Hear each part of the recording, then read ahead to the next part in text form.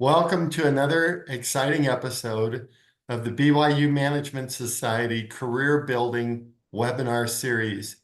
Whether you're exploring different career paths or ready to dive into your next big opportunity, we're here to provide the guidance and insight that will help you thrive.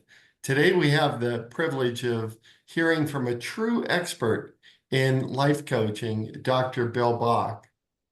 Dr. Bach is preferably known as Bill, is an author, speaker, coach who is passionate about helping others in life's amazing journey to discover their true self, find their why, rise to their higher self, and reach their life dreams.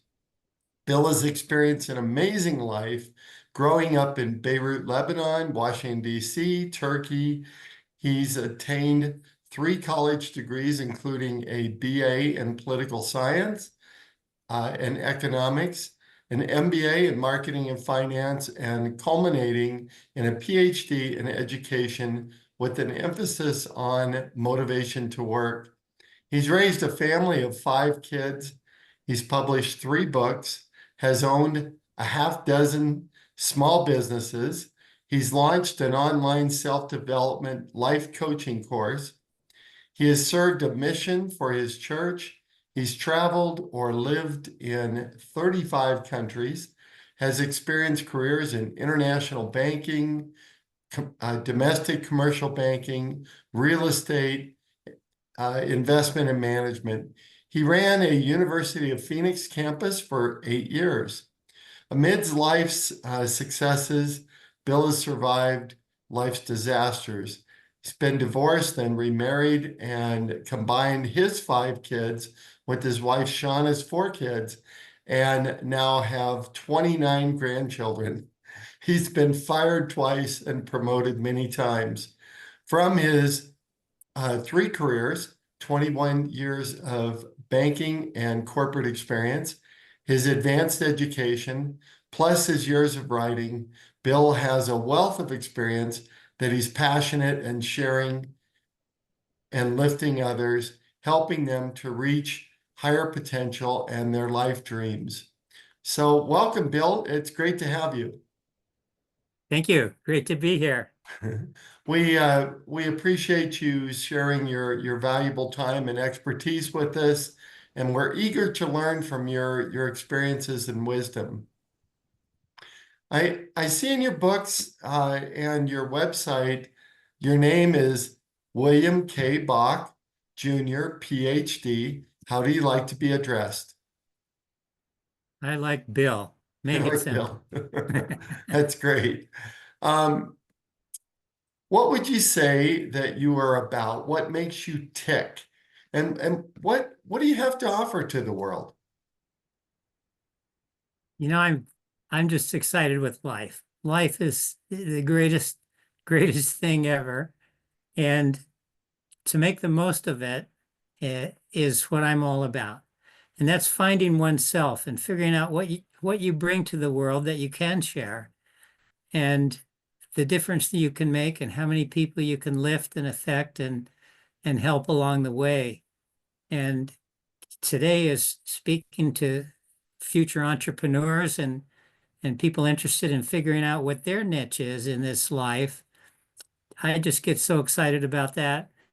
You know, entrepreneurs are the lifeblood of this country, and small business is where everything starts and grows from there. So I'm just tickled today to have this opportunity to share some thoughts and ways that entrepreneurs can find their way in this huge world of many opportunities. That's great. Well, we don't often interview someone that has spent time in Beirut, Lebanon. So that's great. I'll be interested to hear about that. So you've had an interesting life. You've been around the world, some pretty unique experiences. What would you like to share? I would say think big, think celestial, think beyond the mark, think outside the box, dream of what you want to do, what you want to become, who you want to be and seek to know that from higher power, from our Father in heaven, and your life will unfold in the most amazing ways, and you'll discover that along the way. But the thing is to be aware constantly in your mind and seeking and sensing what your magic is, what your gifts are and what you're good at, and how you can apply those to make a difference in the lives of other people. I think that's terrific. And Bill, I know you're a cancer survivor. Can you tell us a little bit more about that? Yeah, I had lymphoma 4 years ago. 8.5 months of trying to figure out what in the world I had. I was just going downhill during that time and losing energy and got weaker and weaker and tremendous pain through the midsection of my skeletal system, and they just couldn't figure it out. So after many scans and lots of prayers, and they finally discovered a growth on my kidney, and they didn't know what it was, so they did a biopsy and figured it out. Okay, he's got cancer and he's got lymphoma, which is a cancer of the blood. Well, Mhm. um, I was bedridden at that point. I had gone from pain to crutches to wheelchair to bedridden. We put a rope in the window, and I had to pull myself up enough for my wife to push me into the wheelchair and get me to the hospital. Wow. Well, once they got that going, the miracles began to occur. And we found out that for the last 8 months, they were trying to hire a doctor from the largest cancer institute in the country out of Texas. And my first day in chemo was his first day at work. And he dialed in the recipe for the disease that I had. And he looked me in the eye and he said, you've got my favorite disease to treat and my favorite strain of that disease. And it's very treatable. And off we went. And in 24 hours, the pain was gone. And in 6 months, I was in remission. And I've now been in remission for 3 years. So the miracles come sometimes when we're on the brink and maybe thinking, where is he? Where's the blessings? Where's the answers? And they do come. Oh, that's terrific. That's good news. Um, so Bill, you've been around the world. You'd have 4 careers, 3 college degrees. Like you said, you've survived cancer. You've published 3 different books. What would you say has been your most memorable and greatest learning experience? Wow. That that's going to take a bit. It occurred when I was 17 years of age, and my dad came home from work one night and said, "Well, I've accepted a job in Pakistan, and we will be moving there." Hmm. Oh my goodness. 17-year-old American kid in high school, running track, playing basketball in a rock band, and we're going to move to Pakistan. I don't even know where it is. And so I have a sister 3 years older, and she was in the same frame of shock. And off we went. So, also being a 17-year-old, I'm ready to take on the world and adventure, and let's go for it. So, we land in Pakistan, and my dad has 3 weeks to get prepared to teach at the University of Peshawar, which is in the mouth of the Khyber Pass that goes into Afghanistan. We're talking major poverty and problems and disease in that area, and he's going to teach him agricultural engineering and help improve the country. But he has 3 weeks to get ready, and I think he needed 2 teenagers out of his hair. And so he arranged a trip for us into the mountains with a Pakistani couple. Um, so off we go. We're going to spend a week and we're going to take jeeps up one way. First half of the day is uphill, and then you get off the road, and the next half of the day, the traffic goes down because this is not really road. It's this dirt Jeep trail, 4-wheel drive, It looks more like a goat trail. So 3 days spending nights in what they called way stations, which were far from a normal motel. And we're talking a man-made spring wooden bed and one light hanging from the ceiling, a light bulb. And anyway, we travel 3 days up. So we're at 12,000 feet at the end of this road in the Karakoram mountain range. And just to give you an idea, the three highest mountain ranges in the world come together right there. You got the Himalayas with Mount Everest, 30,000 feet high. And the second highest mountain is in the Karakoram range where we are, 28,000 feet high. You know, when you're in the airplane and you're flying in a normal airliner at normal height, you're at 30,000 feet. That's how high these mountains are. Mm. And we get to the top and we get out of our vehicle. We've been riding for half a day. And there's kind of a stone area with enough for about 3 vehicles to park. And we can see this structure, kind of a house shack on the hill, a way station that we're going to stay in. And the interesting thing is there's this little boy in this rocky parking area, and he's walking around on the rocks barefoot. And we're at 12,000 feet. We've got coats on, and it's a cold wind blowing.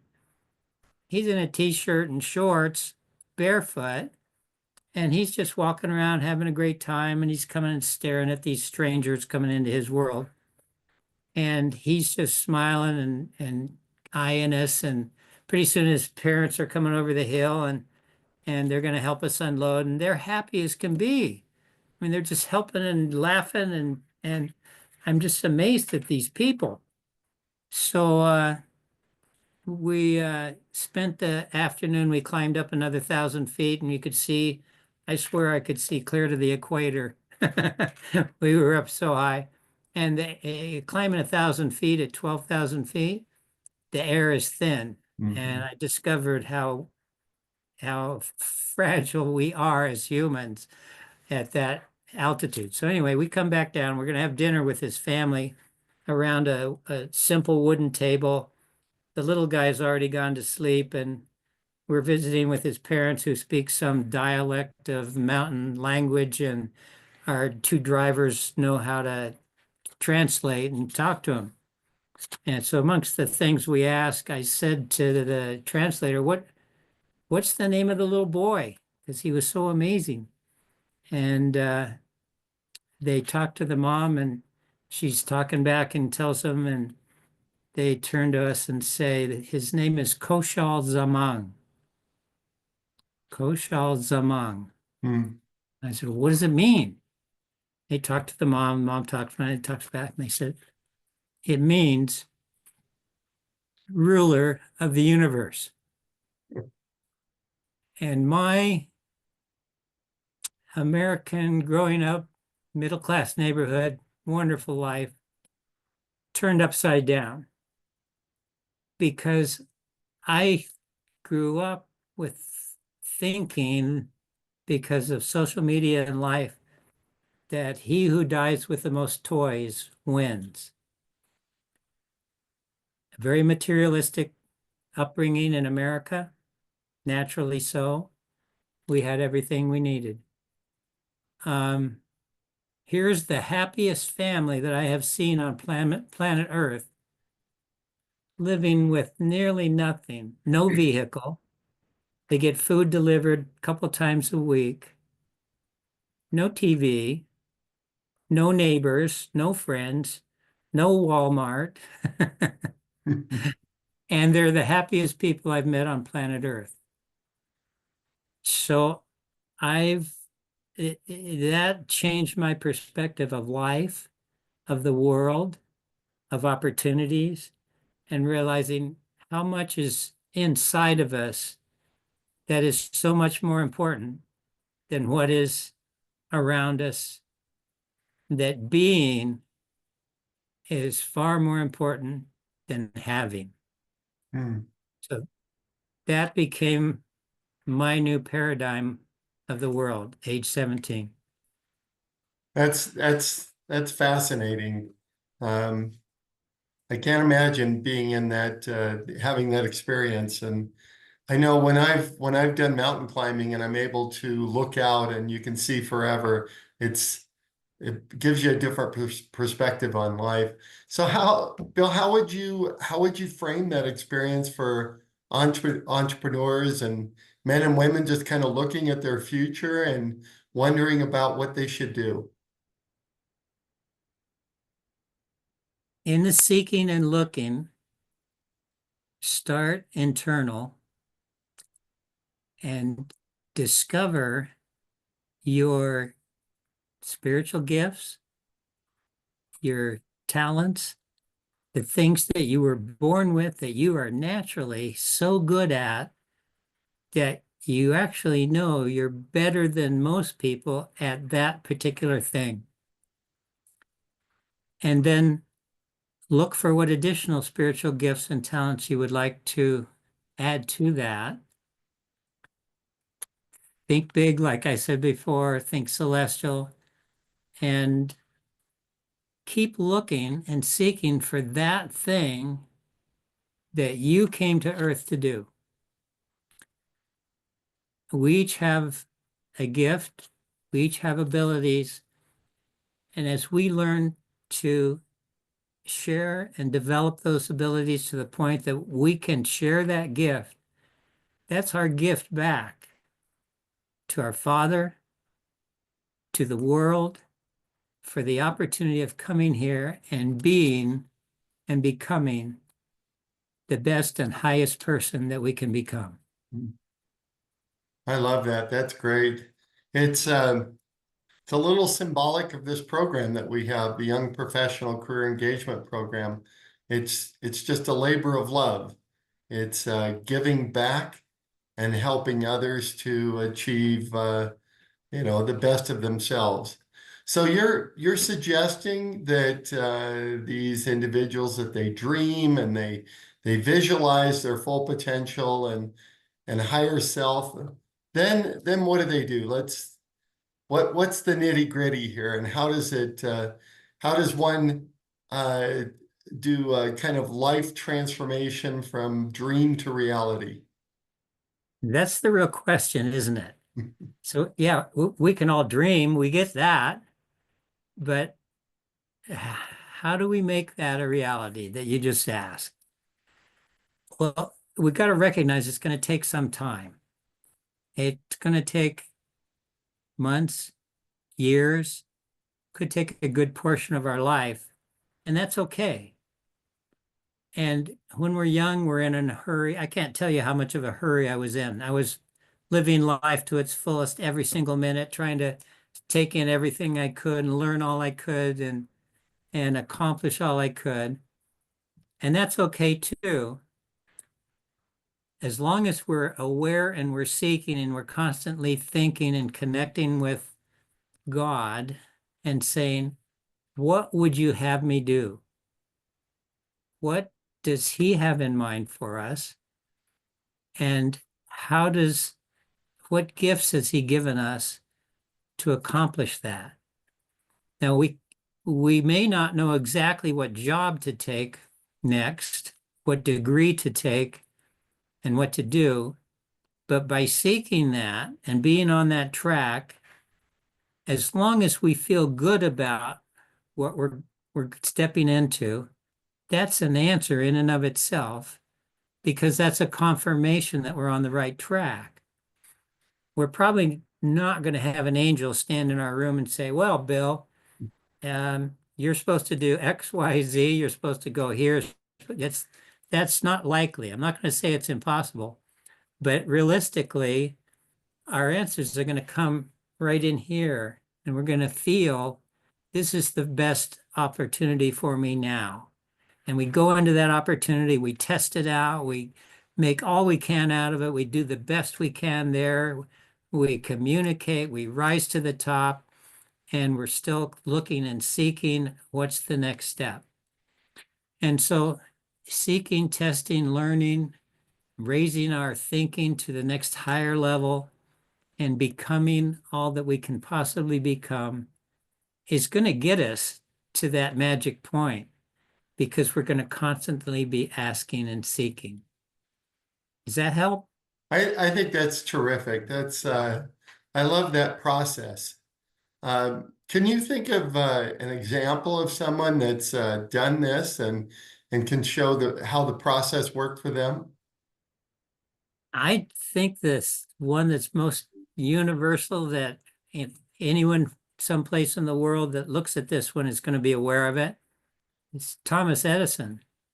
Um, when Thomas Edison decided he wanted to make light available in the night, 24/7, wherever, whatever, available to the human race, he didn't know how to do that. He he just had to start. And he knew that a piece of metal gets hot enough, it glows red. And so he started testing, right? How many tests did he make? 2,000 tests to figure that out. Now, how many people do you know that are going to try to figure something out 2,000 times? You know, I'm thinking I would do 10, 20, maybe 100, and I'd say, what in the world? I got to do something else. But what if he had stopped at 1,999? You know, he didn't. He took one more shot at it and he got it. And so patience, perseverance, keeping focused on what is it? What am I good at? What do I have to share? Um, you will get there.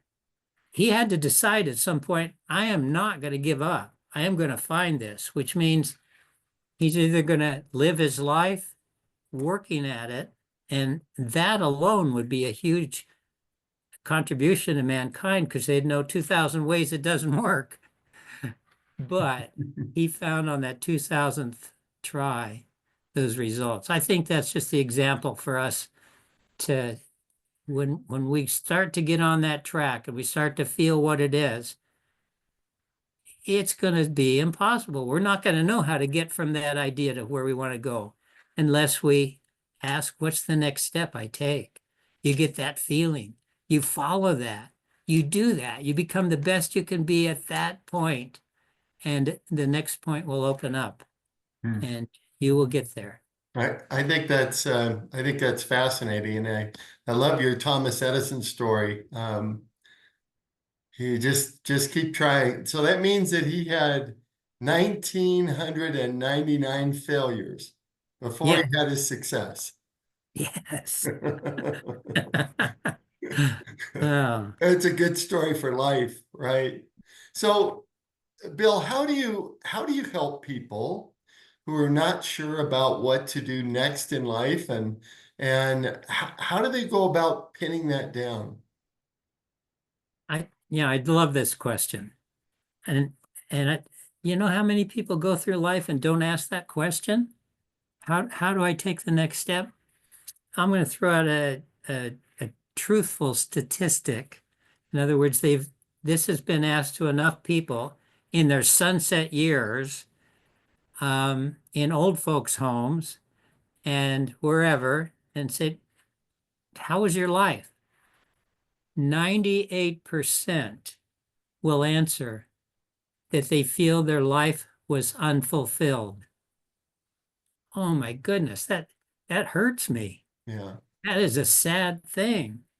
I mean, they had a good life. They did a lot of things, but something inside of them did not get done. And they still know and feel that thing.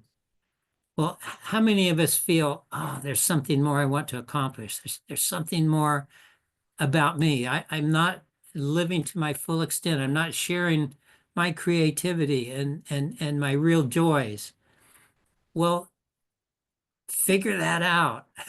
Find that why and go for it and be the 2% that can say, I knocked it out of the park and I helped a lot of people. and it was fulfilling. Mm. That's where we want to get to. And you know, the BYU Management Society has the greatest resources. You and your team have created worldwide access to more resources than I ever had at my entrepreneurial startups. And I just can't say enough for them to scour that website, look for every opportunity that's there, go to the libraries of articles, listen to the mentorships, find a mentor, um, ask questions, get people in the areas that you're thinking of going into who are successful there, who are in business there, who are loving what they're doing, and find out everything you can about them, what works, what doesn't, how they got there, why they love it, why they might hate it. You know, get the advice from all sides of that issue. I love that.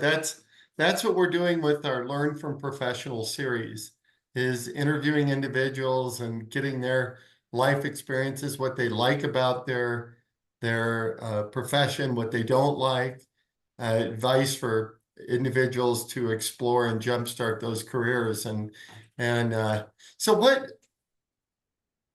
would you say if they're not exactly sure, if they're still there's some clouds, they're looking for that inspiration, but they just don't quite have it. What should they do? Dig deeper. Don't give up. Keep seeking, asking. You know, if you think about it, who knows more about you than you know about yourself? Who knows the future ahead of you that you and I cannot see? We can dream it, we can work towards creating it, but who knows it? Our Father in heaven. So we seek, be spiritually the strongest you can be, and then be more. Ask and pray, and then pray and seek further.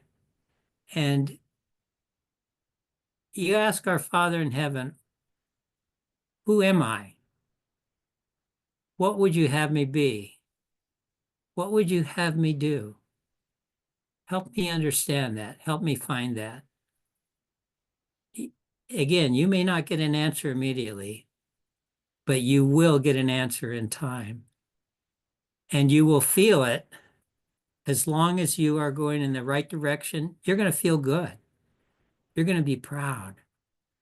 If you're going in the wrong direction, frustration, pain, not working right, time for a change, go back and ask again, what would you have me do? Help me out of this into the next better thing. And you just keep going at it. 1,999 times. So Bill, you've got quite a process that you've developed, and how do people get access to this process and help them pinpoint their gifted and talented abilities, the things that they love to do, and then the things that they can make a living at? Great question. Again, the BYU Management Society's got all those, a lot of resources that'll take you to that point. I've got a book called Finding Your Why, with the steps that I've developed and some exercises. And it's on Amazon. There's a dozen books there called Finding Your Why. The gentleman that coined that phrase and is known the most for it is Simon Sinek. And his Finding Your Why is probably the groundbreaking one in the whole process. Mine would be there, Finding Your Why by, and then you would put in the last name, author is Bach, B-A-C-H, and it'll come up. And I've got another edition of it that's coming out in the next couple of months, and it'll be found the same way. And I can be found on the Management Society as a potential mentor. Feel free to contact me. So That's probably the best way, but we could walk through a sample if we have enough time, just an easy exercise, give them an idea, or they can find it, as indicated in those places. I think let's go ahead and walk through that first step in your process. Hey, are you willing to be my young entrepreneur? Well, I'm happy to help. Okay. So, and anyone listening can go along and try this on their own. So let's take out a sheet of paper, Scott, Got it right and here. we're going to draw two lines straight down, to making three columns of equal size. This is going to be called the heroes exercise. And on the top of the first column to the left, we're going to write down just hero for you. If you've got female heroes, and that'd be great too, you put heroine. But anyway, we're going to get the hero or heroine in that left column. The middle column is going to say character traits.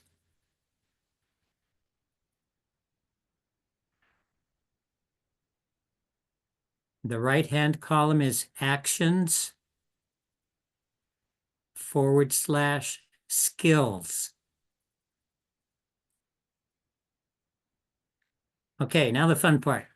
Thinking back in your life, pick out your favorite hero, the one that has had the most impact in your life, and your mind goes, oh, wow, how do I do that? Well, this can be a mom or a dad. This could be a relative. This could be a school teacher. This could be um, a movie character. This could be a fictitious character, a cartoon character. Um, so just some hero that you liked what they did, you liked how they acted, they had an impact on how you think that, oh, I'd like to be like that, or yeah, I'm gonna do that. So pick one out and write the name of that hero in that left-hand column. Got it. Okay. So if we had enough time, you'd write 3 or 4 or 5 or 10, but we'll stay with one. Next column, write down the character traits that individual had in your mind. This is not what they did. This is their character traits. This is who they are, how they think, what made them tick.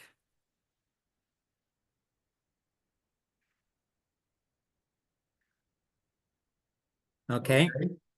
Far right column, actions and skills. What are the things they did? Now we're talking about accomplishments. They had gymnastic skills. They had great intuition and understood people and could figure out how to help people. They had leadership abilities and got results, could move people.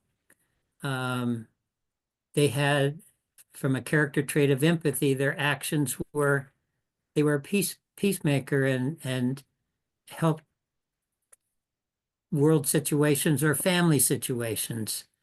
They helped me in my life. Okay, so their actions.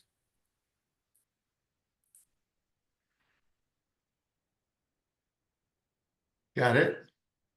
Okay, now we're going to analyze what you have on the page. And we're going to ask you to name some of the character traits. Well, tell us your hero and and then describe the character traits so we see why you loved that hero. Okay. So one of the heroes in my life is my grandfather, Carl Pond. And Carl was a retired captain in the LA County Fire Department. Um, he was very caring. He loved his grandchildren. So we would get to visit with him a lot. He was very intelligent. He had a library. He'd read many of the books in his library and encouraged us to do that. He was very honest. He was a person of high integrity, and he he talked a lot about his faith and how that faith had helped him to overcome challenges in his life and to give him a compass. Awesome. Wow. What a great individual. I can see why that would have an impact on your life. And so actions and skills that you noticed that you admired, or did you Well, give he them in he there would already? he would visit his family a lot. He and I had two grandmas because one passed away. He remarried, but he visited us a lot. He would invite the grandkids. There was three of us to his home in California and take us out berry hunting up in the gold country of Northern California. Um, I thought it was interesting. One of the coolest things, he needed to have his shrubs trimmed, and he got out this big ladder, and I said, "Grandpa, let me on that ladder. I'll get it done." And he said, "No." He said, "You still have your life ahead of you. If I fall, it's not a big deal, but you've got your life ahead of you." So I had to have my grandma tell him there was somebody on the phone for him. Oh, no. She she called somebody's and said, "You need to talk to my husband. He needs to get off this ladder." And and it was all because, well, what I wanted to do is get him off the ladder so I could get up there and trim the hedges for him. But he cared so much about us, and I thought that was the coolest thing. Wow. Okay. So now I'm going to ask you a question. We're going to focus on that center column Mhm. and ask you, do you realize that one of the reasons you loved him so much and admired him is because you had within you those same traits that he had that you were admiring. And you either had those traits or you desired them.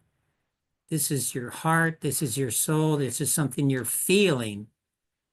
This is your connection with that hero tells you that you have that within you. And that's why you're so connected with that and those traits.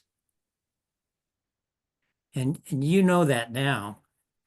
And those actions, you already took the action that he had set an example of in his life of protecting him as an individual by whatever means you could and did so that you could preserve him and help him. So does that make sense? You Yeah, he was a great man, and I try to I try to live up to the ideals and the characteristics that he was so good at in his life. that's that's huge. So how many times have each of us heard you're not good enough? You may not be able to accomplish that. You might ought to look at something else. Um, our society, and even well-meaning people will tell us that, trying to prevent us from getting hurt or going in a direction they don't think we should go in. And yet, when we have a hero and we connect with that hero, how many people realize that the reason they're connecting is because they have that inside them? And so anyone who's looking forward in their life that looks back at who are my heroes, I've got that.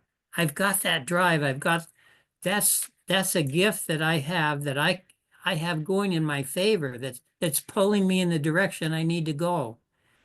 And don't listen to society. If they tell you you're not good enough, you get that out of your mind so quick and say, I know that I am, and you move forward. So that's just one exercise. And we go through more. They're all self-discovery, help realizing who we are, what's in us, where do we want to go, how do we make that happen? And boy, you young entrepreneurs or whatever age you are, find that why, go for it, think big, think celestial, and you'll find the answers. I think that's amazing. I love the journey. We're all on a journey, right? We all learn from each other, and there's challenges and there's successes in our lives, and that's part of the career engagement program is kind of putting our arms around these young people and saying, we're going to walk this path together. You're going to be successful. We're going to make it happen together. So, well, Dr. Bach, I really appreciate your time today. That's awesome.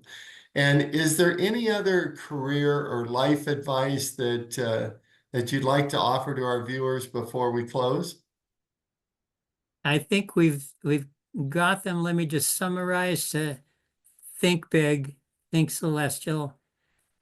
Remember Koshal Zamang, a people, the happiest people I've met, had think high enough that they would name their child ruler of the universe. Hmm. We are all leaders, rulers of our own family, our own world, those around us, and we need to rise above who we are now to what we can be and what we can become in this world and help others and make a difference for good. I think that's awesome. Thank you. Thank you, Dr. Bach. We appreciate the time that you've taken to share your insights with us today. I've learned a lot. Your story and advice will undoubtedly help shape the careers and the lives of young people as they get started on their own journeys.